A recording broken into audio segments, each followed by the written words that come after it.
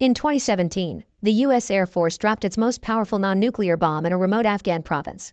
Officially, it was said they attacked a key insurgent stronghold in the area, but there were rumors of something else happening prior to the bombing.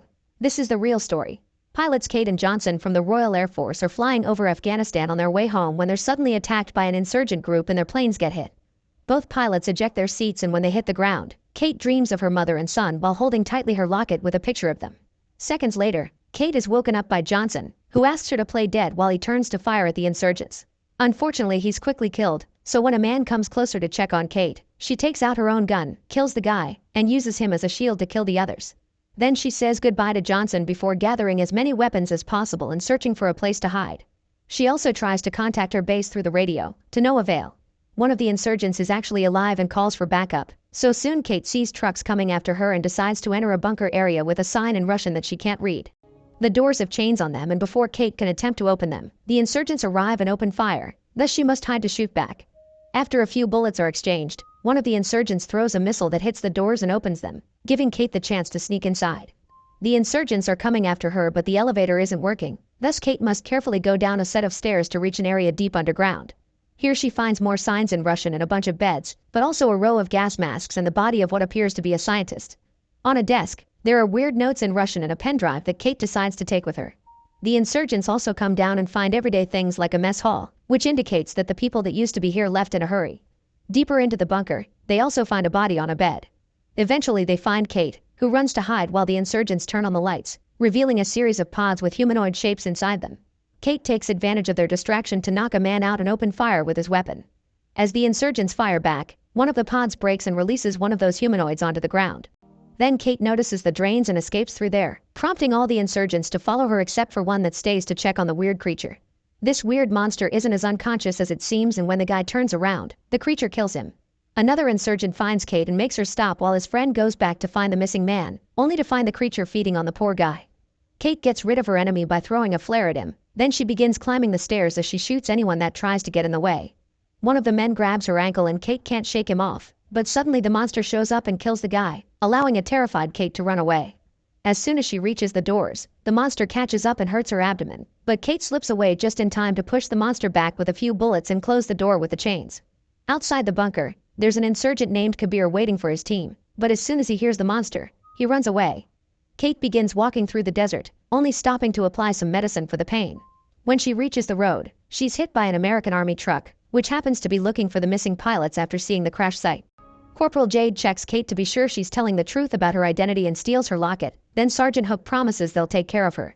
The group makes it back to the base in the morning, and Kate meets with Major Finch, the man in charge. He doesn't believe Kate's story even if Hook vouches for her, but he does take the pen drive. After Kate leaves the tent, Finch calls his superiors to report unusual activity in the area. He also keeps hesitating on opening a letter. While the other soldiers bring Kabir in for interrogation, Kate approaches Jade to get her locket back.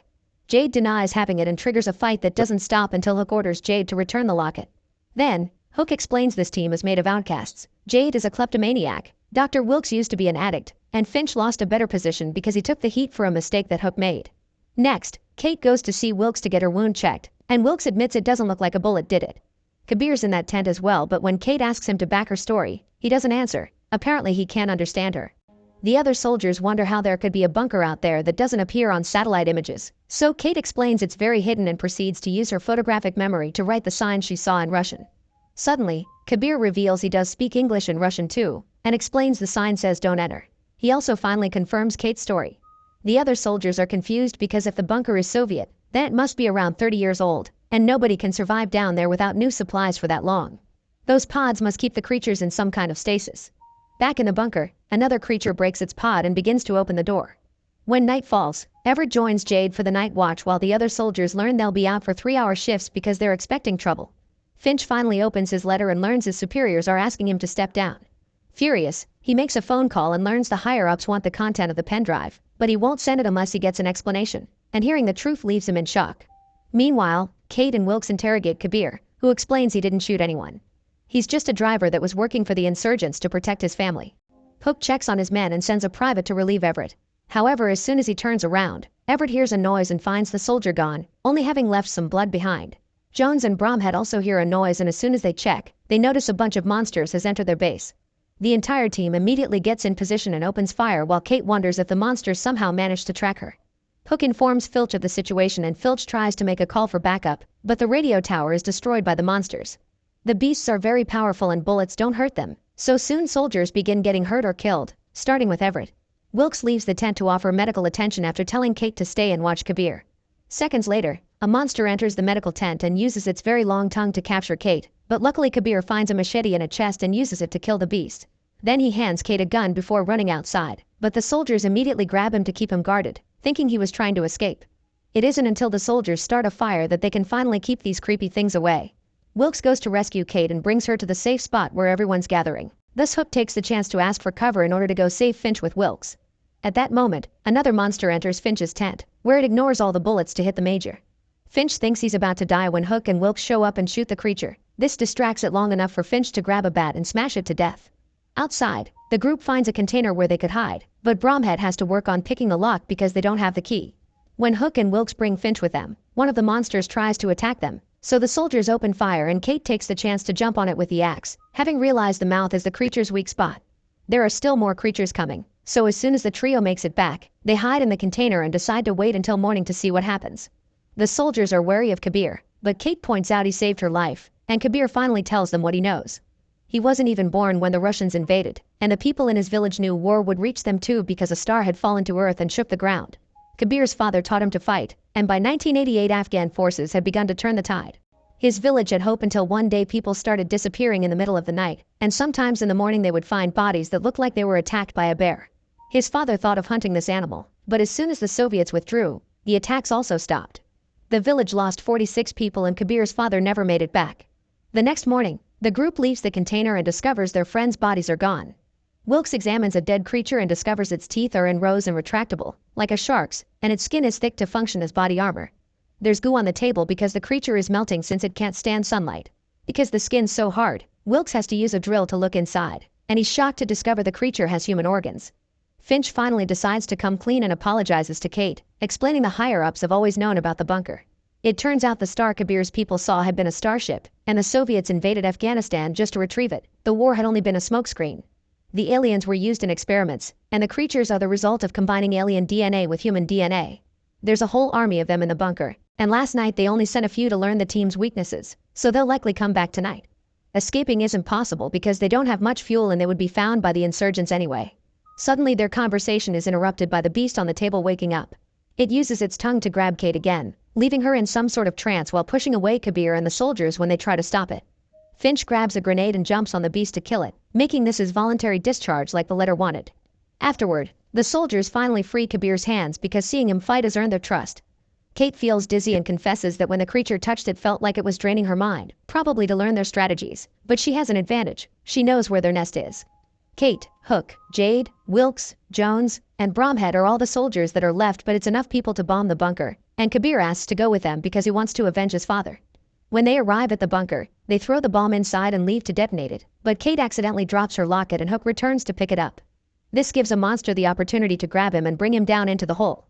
The team thinks they've lost their leader and gets ready for the detonation, but Hook suddenly contacts them through the radio to confirm he's still alive. He doesn't want the team to go back for him and the team agrees, but Kate changes everyone's minds by pointing out that Hook would have done the same for them. Wilkes stays in the truck so he can push and pull the broken elevator for the team, but as soon as they make it to the bottom of the bunker, Wilkes picks up a worrisome message through the radio. There will be a missile strike in 20 minutes. They probably got the location because of the tracker on the truck. Seeing they don't have much time, the group decides to split to cover more ground more quickly. Meanwhile, Hook discovers there's a beast in the same room as him and soon he's attacked by its tongue, but he manages to distract it by biting that tongue before killing it with his knife. Afterward, he finds all his friends' bodies and manages to take some weapons from them. As the team searches for Hook, Kabir finds the bodies on the tables and realizes these are the missing people from his village, who probably were the ones that became creatures later. Kate finds a pod on the wall she didn't see before, and when she turns on the light, she discovers the original alien floating around still alive. At that moment, Hook leaves the room and asks Kate for directions through the radio, only to be intercepted by another monster. He runs fast enough and manages to join his team to kill the beast together by shooting at its head, but this leaves many of them without ammunition. Meanwhile outside, Wilkes suddenly finds himself surrounded by insurgents, meaning he has to open fire and defend the entrance on his own. In the bunker, the creatures are hatching out of the pods, and Kate comes to the conclusion they knew they were coming because they read her mind. The team runs out of the pod room and closes the door, but the creatures keep hitting it with outstanding strength, so Jones stays behind to hold the door to give the team the chance to escape. As they run down the corridor, Jade hears a noise indicating a monster is coming, so she stays behind too to fight it and protect the team. As soon as the group reaches the elevator, they realize Jade's gone, and Hook decides to go back for her after telling the team to leave if he isn't back in 2 minutes. Jade takes the beast into the mess hall, and after exchanging a few hits she manages to defeat it, only for a second one to appear behind her. By the time Hook arrives, it's too late. The beast has killed Jade. Hook begins fighting the creature with any tools he can find around. Meanwhile, Jones realizes he can't hold the door anymore and lets go of it before detonating the bomb to bring everyone down with him. Hook hears the explosion and hides inside the fridge right before the flames enter the room, killing the beast there too. At the elevator, more monsters are coming and the team is running out of bullets, so Bromhead starts calling for Wilkes to pull them up. Wilkes is still fighting the insurgents, who are now getting inside the truck to fight him hand to hand. Kate, Bromhead, and Kabir also hear the explosion and hide in the elevator for safety at the same that Wilkes finally kills the enemy and activates the truck.